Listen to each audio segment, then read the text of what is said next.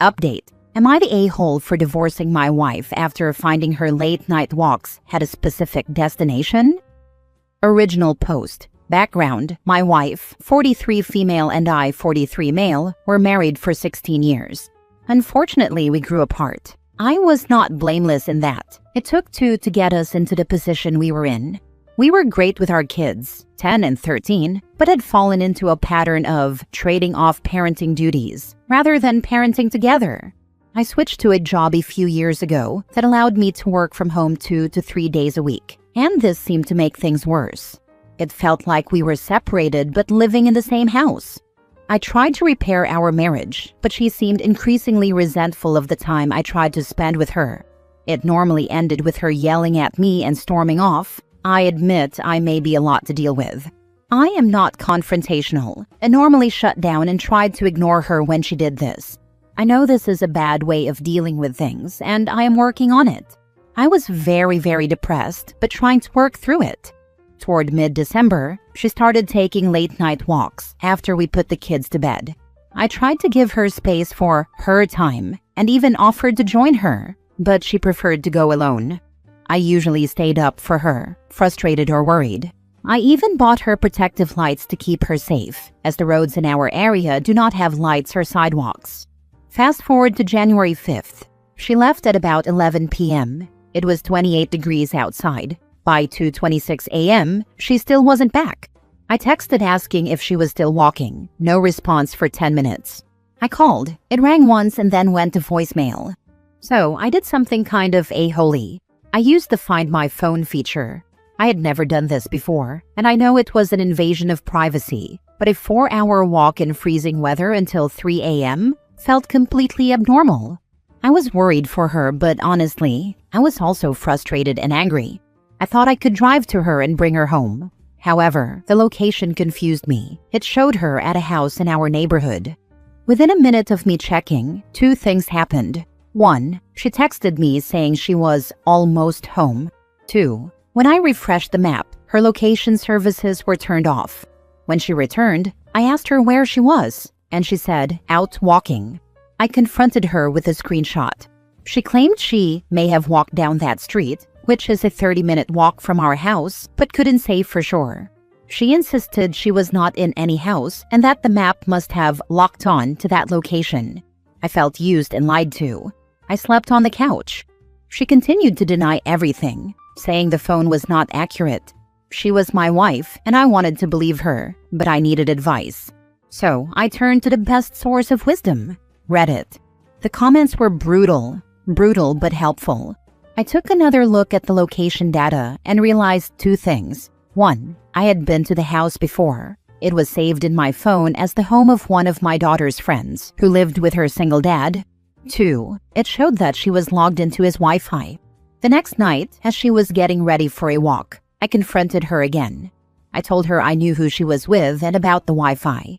She finally admitted she was at the house, but claimed they were just friends, and that she needed someone to talk to. We live a 20-minute drive from her sister, mother, and other friends, but she claimed she saw his light on while walking and decided to hang out. At this point, I was very angry and told her we were done.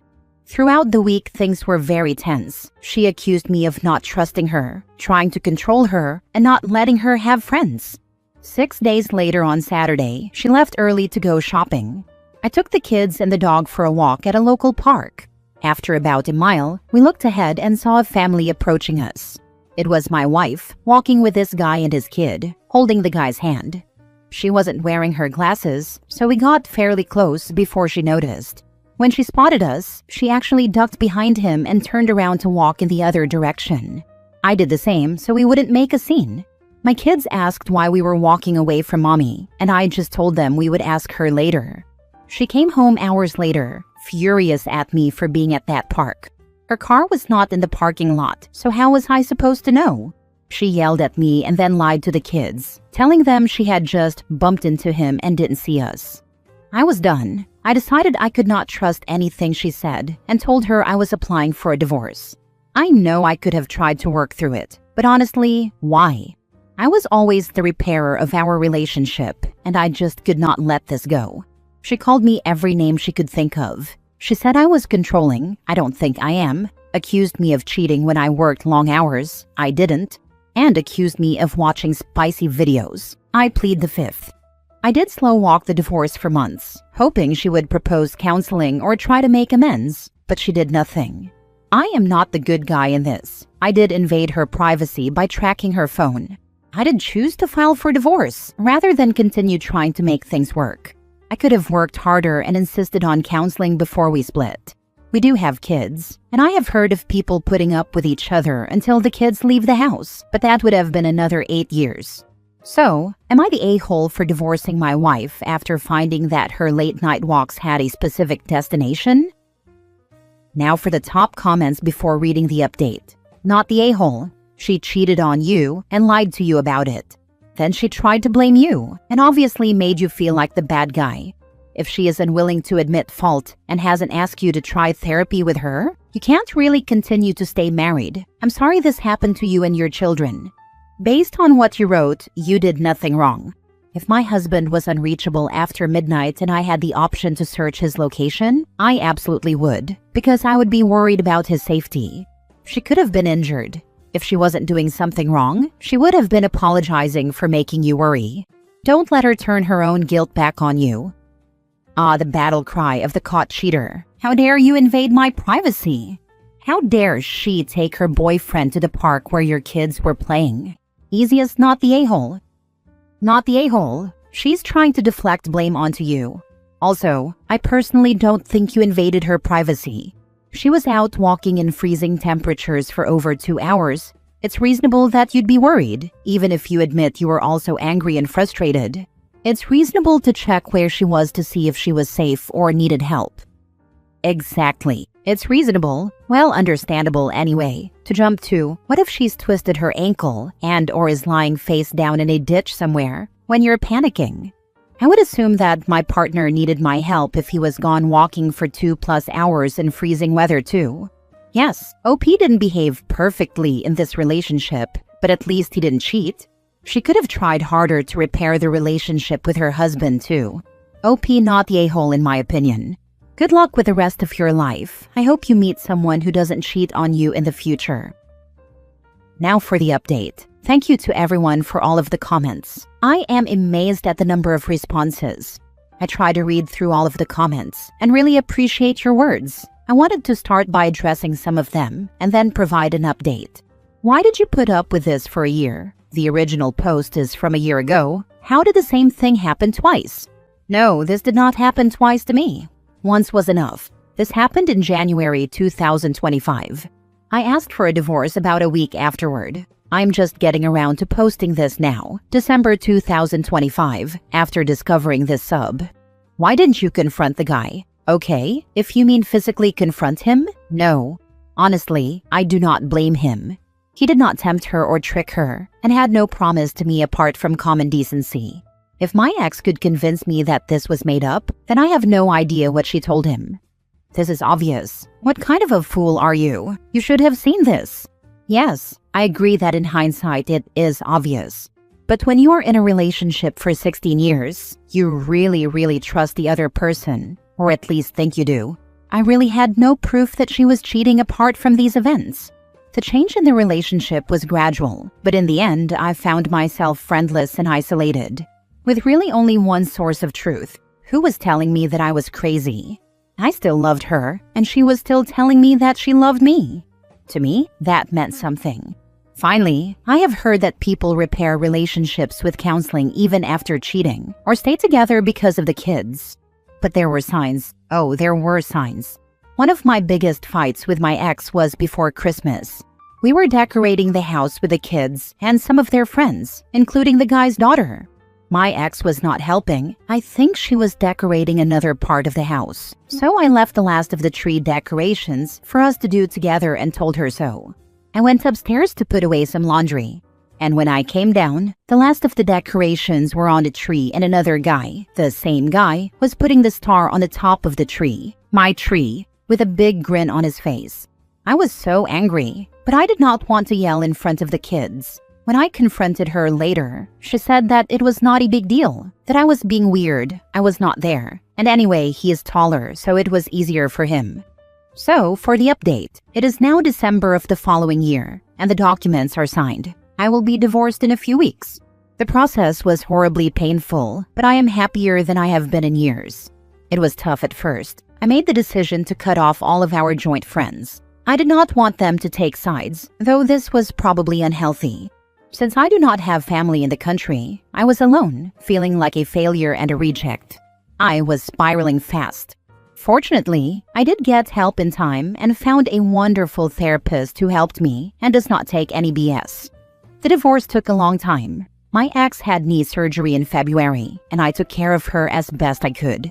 I was trying to still be a good husband and figure things out, but things became worse and worse. I did still love her, but my ex made no attempt at reconciliation for months. Finally, my therapist told me she does not want you anymore. Leave her alone. And it finally sank in that we were done. My therapist encouraged me to start taking notes every time I spoke to my ex and showed me how to set boundaries by communicating only via text or email. This drove my ex crazy, but ended all of the confusion about what was said in the past. My ex still refuses to use a shared parenting schedule, which has caused no end of trouble, but we have a system documented in our divorce documents. I tried to make the divorce as simple as possible with my ex, but it did not work. We went through 2 mediation services. Both times she walked away until I finally lawyered up. She tried to give me visitation rights instead of joint custody of our kids. She refused to pay any bills while living in the house, except for some groceries. She tried to trick me into giving her the house and paying off the remaining mortgage. She agreed to take half of our pets, but ended up abandoning them in the house. I kept them. She refused to pay any of our shared debt. She finally moved out and, among other things, took every stitch of clothing for the kids, leaving me with nothing. My worst experience was with the sale of the house. It was truly the closing from hell. I attended the closing while my ex was vacationing with her family. We had discussed the proceeds being split 50-50, but when I saw the documents she had sent to the closing agent, I was shocked to see that she had requested that 100% of the funds be sent to her account. I called her, and she was furious that I disturbed her on the beach and told me to just sign it. What followed was 3 hours of me calling her, the escrow agent calling her, and our realtor calling her, while we tried to keep the buyers in the room. All she had to do was send an email from her phone with the updated instructions. I had to choose between trying to claw the money back later or walking away from the sale. Finally, my lawyer spoke to her lawyers with the intent of suing her for any future closing costs and any decrease in the sale price of the home. She relented, and we were able to sell the house. As I said, it is now December and the divorce is almost final. I am happy and comfortable with my menagerie of pets, who are a lot to manage but whom I love dearly, especially my wonderful opinionated husky. I have a great relationship with my kids. With the advice of his therapist, I told my 14-year-old son what happened. We had some difficult conversations, but it brought us closer. I decided not to try to reconnect with my old friends. One tried to yell at me in front of my own kids, and others helped my ex move. I have no idea what my ex has been telling them, but only one reached out to ask how I was doing. Bizarrely enough, I will miss my mother-in-law, who was a dear lady and a gem. I now have a great group of friends that match my weird energy. It might surprise people, but after over 9 months of denial and telling me I am crazy, my ex and this guy are officially together. I wish him the best of luck.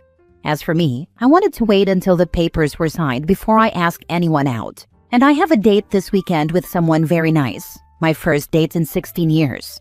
It's been a hell of a year, but I think I'm finally ready for my second act. Last story. Am I the a-hole for threatening to divorce my wife if she doesn't change our infant daughter's name to one we agreed on? I'm a 31-year-old man. I mostly use Reddit to ask about hardware questions, so this is a throwaway account. Also, I'm Hispanic, so excuse any mistakes. My wife, 32 female, and I met at an anime convention in university and started dating a few years later. It's always been part of our story and relationship, both being nerds and everything. We have been married for 6 years now. We have been trying for a baby since we bought a house. We made 2 lists of names while trying, since we had a bit of a hard time. She very badly wanted to name our child something that would reference a fandom we like, and I agreed it would be very cute, but I told her it would be better if the reference was subtle. I told her I did not want our child to have a name that was too obviously tied to a fandom or character. She said she understood. She got pregnant, and we each chose a top contender from our lists. However, when we found out the baby was a girl, she became fixated on naming our daughter Vriska, from Homestuck. Specifically Vriska. I said no multiple times. She insisted it was meaningful, because fandoms are part of our relationship. She wouldn't even hear me out on any other names from Homestuck during that month. Eventually, we had a very heartfelt conversation about it and ended up agreeing that she could choose the name, but from our previously written list, which already contained plenty of subtle references. Early in her 3rd trimester, her mother offered to organize a baby shower for us. Our daughter will be the first girl of this generation in her family, so she was very excited. Everything was going great until we opened the gifts from her direct family. Her mom gifted her a set of onesies with the name Vriska printed across the front. Her brother gifted us a sort of wooden plaque with Vriska burned into it for the nursery. I was very upset, but I did not say anything. I confronted her once we got home, saying we had agreed not to do this. She immediately exploded, yelling, crying, accusing me of being ashamed of our hobbies. I ended up having to try to calm her down while still trying to maintain my point. After about 20 minutes of this, I firmly said we were not naming our daughter that. She grabbed my right arm and dug her nails into it while screaming. It was extremely weird. She's always been a bit impulsive, but she's never done anything like this. She grabbed the onesies and called her family from the front patio. She was on the phone the whole time her mom drove over and would scream if I tried to come out. She stayed with her mom and would not pick up my calls or open the door when I visited. She ended up being induced at the hospital at 33 weeks. After the birth, she tried to come back home. I said I could never forgive her for making me miss the birth of my first daughter, that we would need couples and individual therapy, and I asked her if she really did name our baby that. She said yes. I told her to leave. I said all mistakes were reparable, but if she did not agree to change our daughter's name to something we had actually discussed, I would file for divorce and fight her for custody. Her family and most of my family think I'm being unreasonable, and that I can just call the baby by her middle name. My sister said I should never put conditions on starting therapy. What do I do? How can I fix this? Am I being unreasonable for expecting my wife not to undermine me in such a dramatic way? Should I agree to let her move in and go to counseling before bringing the name up again? Wow, your wife is treating your child like a freaking toy. This is doomed. She made him miss the birth of his first child. As a woman, this is unforgivable. Forget the dumbass name. Nothing she does can make up for that. Not the a-hole. At this point, you'd be divorcing her over way more than just a name. She's shown that she will physically attack you, abandon you, and keep you from your daughter in order to get her way. I think you should move forward with the divorce because your wife is highly unstable, and it sounds like her family all enable it. This most likely won't get better, and you should leave before she ends up pregnant again. This is the most important comment here. She's a liar, an emotional manipulator, and she's crossed the line into physical abuse. Divorce is the only way.